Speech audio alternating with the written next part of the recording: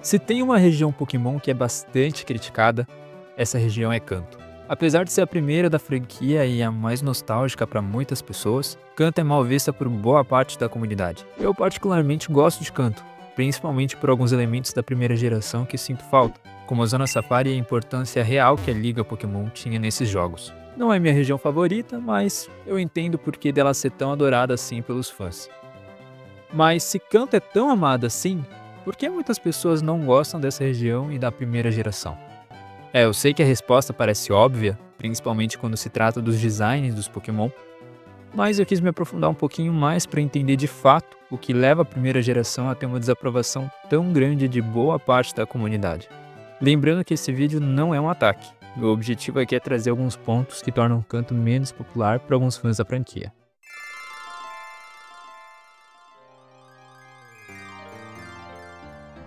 Quando os jogos Pokémon Red e Blue foram lançados para Game Boy entre 96 e 97, a franquia começou a se popularizar no Japão e no resto do mundo, e foram o início de tudo o que conhecemos e gostamos de Pokémon hoje.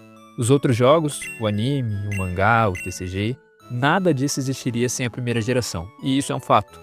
Kanto é vista como um grande rascunho por boa parte da comunidade. Portanto, ela não é uma versão finalizada. Mas como assim não é uma versão finalizada? Deixa que eu te explico. Apesar de terem sido os primeiros jogos da franquia, Pokémon Red e Blue foram publicados com um monte de bugs e problemas de performance na sua jogabilidade. Inclusive, já ouviu falar do Missigno? Ele é uma grande prova desses problemas de Red e Blue. Claro que quando esses jogos foram lançados, a Game Freak era uma empresa pequena e sem muita estrutura. Então é até compreensível que na época eles não conseguissem entregar algo muito superior. Mas é fato que esses bugs e problemas dos primeiros jogos marcaram Kanto como uma geração beta. Ou seja, o rascunho que deu origem às versões finalizadas. Um jogo que foi feito com vários defeitos para que os sucessores pudessem ser melhores a cada jogo. Tudo bem que essa parte dos bugs não é algo exclusivo de Kanto, já que Pokémon Scarlet e Violet não são tão bons exemplos assim de performance também. Mas Kanto conseguiu ter outras chances de brilhar, com o lançamento de Pokémon Fire Red e Leaf Green, jogos que praticamente todos os fãs da franquia gostam, e Pokémon Let's Go Pikachu e Eevee, que trouxe Kanto para o Nintendo Switch. Portanto, o fato da primeira geração ter surgido em jogos com tantos problemas e ter essa imagem de geração beta faz com que Kanto seja um pouco desaprovada por uma boa parte da comunidade. E falando na comunidade, outro motivo para que a primeira geração seja mal vista por alguns é justamente por conta de uma parte bem lembrada dos fãs de Pokémon.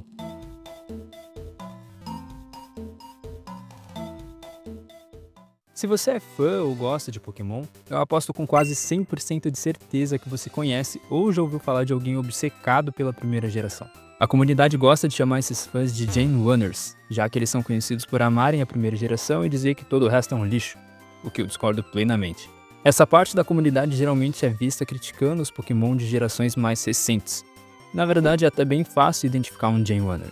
Se você vê alguém criticando os Pokémon lixo, engrenagem, sorvete, chave, só porque eles são baseados em objetos ou coisas inanimadas, pode ter certeza que é um Gen Runner.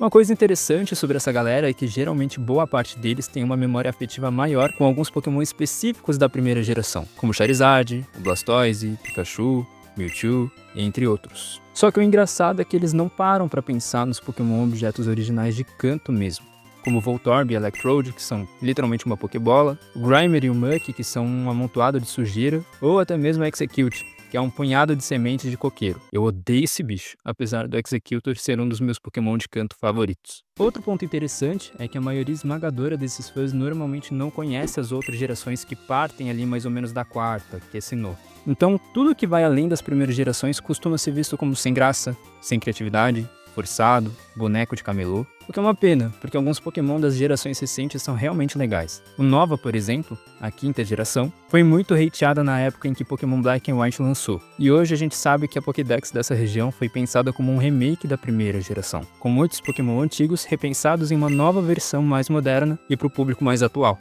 O fato é que, nesse caso, a nostalgia bate muito forte nesses fãs apegados à primeira geração. E a gente pode concordar que isso é completamente compreensível, até porque as coisas mudam ao longo dos anos, novas gerações e Pokémon são criados com o passar do tempo, mas a gente nunca vai deixar de ter um carinho por um Pokémon ou uma geração que marcou nossa infância. Eu mesmo posso dizer que dois dos meus Pokémon favoritos são Greninja e o Lucario. Pokémon esses que são extremamente modinhas, segundo a comunidade. Mas eu usei eles no meu primeiro save, do meu primeiro jogo da franquia. Pokémon X. Então tá tudo bem ter um afeto maior pelos Pokémon que marcaram parte da sua infância ou da sua vida em algum momento. Mas o importante é evitar criar uma bolha em volta da nostalgia e dizer que todo o resto é ruim, senão você só é um pouquinho ignorante.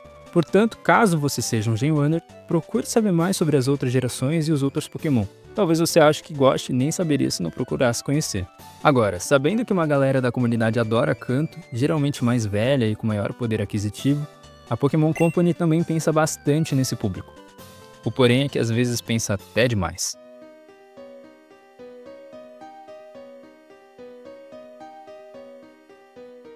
Nos últimos anos, a Pokémon Company tem se esforçado bastante para ressaltar a primeira geração nos conteúdos da franquia.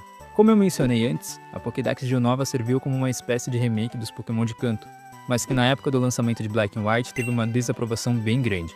Pensando nisso e em toda a repercussão, o raciocínio da Pokémon Company foi: se eu trazer mais a primeira geração para os jogos e para o material novo da franquia, mais fãs e pessoas da comunidade vão ficar felizes.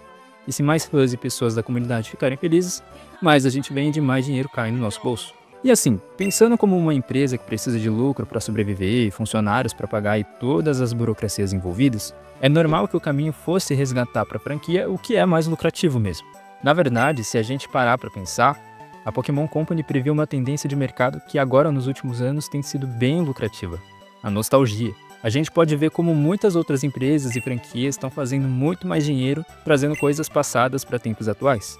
No caso da Pokémon Company, a estratégia de trazer Kanto de volta para mídias mais atuais da franquia existe desde a terceira geração, entre 2003 e 2004, na época dos remakes de Pokémon Fire Red e Leaf Green, junto com Pokémon Ruby, Safira e Emerald. Entretanto, essa estratégia passou a ser mais enfatizada logo após Black and White, nos jogos Pokémon XY, em 2013. Além das Mega Evoluções como parte desse movimento da Pokémon Company, alguns elementos da história do jogo também foram incluídos nessa ideia, como a possibilidade de escolher um dos 3 iniciais de Kanto já com as suas respectivas Mega Stones logo após pegar um dos 3 iniciais de Kalos. Na época eu adorava jogar com Mega Charizard X, inclusive, mas é fato que essa escolha narrativa do jogo serviu como uma tentativa de ter o perdão da comunidade após Black and White. Nos jogos seguintes, a gente continua vendo a primeira geração ser inclusa em uma porrada de elementos novos. Na 7ª geração, em Alola, todas as Alolan Forms são variantes de Pokémon de Kanto.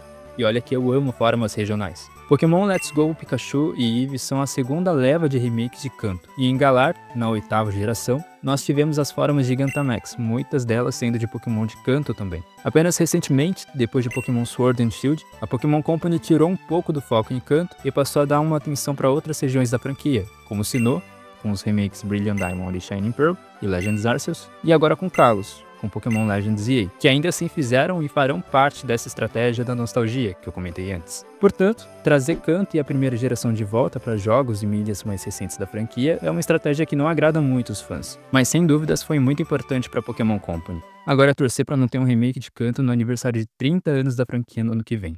Bom, eu vou ficando por aqui, mas te agradeço demais por ter assistido esse vídeo.